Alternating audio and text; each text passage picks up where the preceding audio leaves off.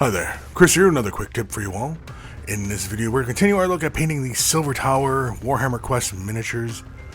And in this video series, we're going to look at painting the little grot scuttlers. And basically, we're going to be treating this as an assembly line paint job, so I know we get a lot of questions regarding assembly line painting. And so here, I have just the 4 of the models ready to go, and before we start painting them, we're making sure that the models are properly cleaned, so we've cleaned off a lot of the flash. But sometimes when we join models together, now these models only had 2 parts to them, and so they have one seam line. And one quick way to get rid of that seam line once you put the models together is simply using your X-Acto blade, or if you have the Citadel's scraping tool, you simply scrape that seam line until it's pretty smooth and non-existent. You see there. Of course, there are some other ways. If you have a really large gap, you can use liquid green stuff.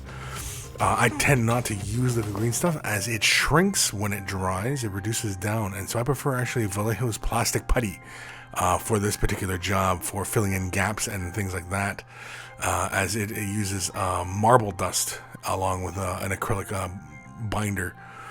And so you can see here, I'm simply just looking for a model here with a big gap on it. It's really not that big a gap there, but just to illustrate. And simply I use my X-Acto blade, and I basically, it's like a putty knife, I follow the seam of where that gap will be and fill in the putty. And you can see there's quite a bit of putty there on around the edges. And so very simply here, I'll just take a damp brush and wipe the excess away. And this has the benefit of keeping the putty smooth when we go to paint the model.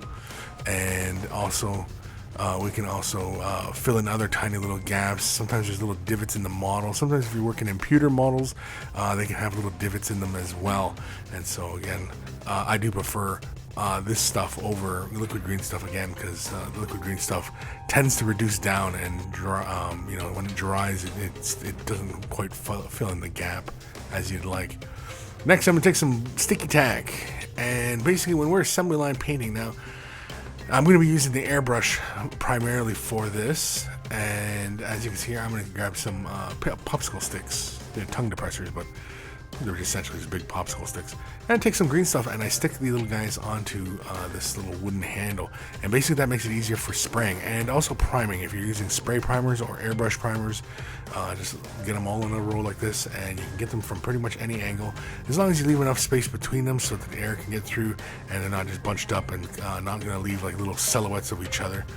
Another way also, if we're going to use this for painting by hand, I'll use my little trusty rusty handle here, and I'll simply just get some sticky tack, slap it on there, and then I will simply just take this entire little row of dudes and slap it onto the handle, and I can comfortably handle the miniatures as I go. Especially small little guys like this, it'll be coming quite handy. And really, that's essentially it for assembly line painting. It's simply just working on each model at a time. Try not to have too many models in front of you as you're working. As you can see here, again, they all stick and ready to go, again, for spray painting and for airbrush painting. If you're just simply going to prime them by spray, this is a great way to get it done nice and neat and quickly. And so that's really about it. Next will be painting the little models.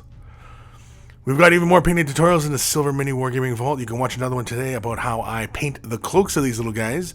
Just click the video link in the description below right now. You can, if you don't have a MiniWarGaming Vault membership, you can click on the link and sign up for a free 7-day trial. Make sure you get the Silver membership so that you can access the painting tutorials, and you get instant access to over 1,000 painting tutorials already in Vault. And so thank you for watching. Happy wargaming.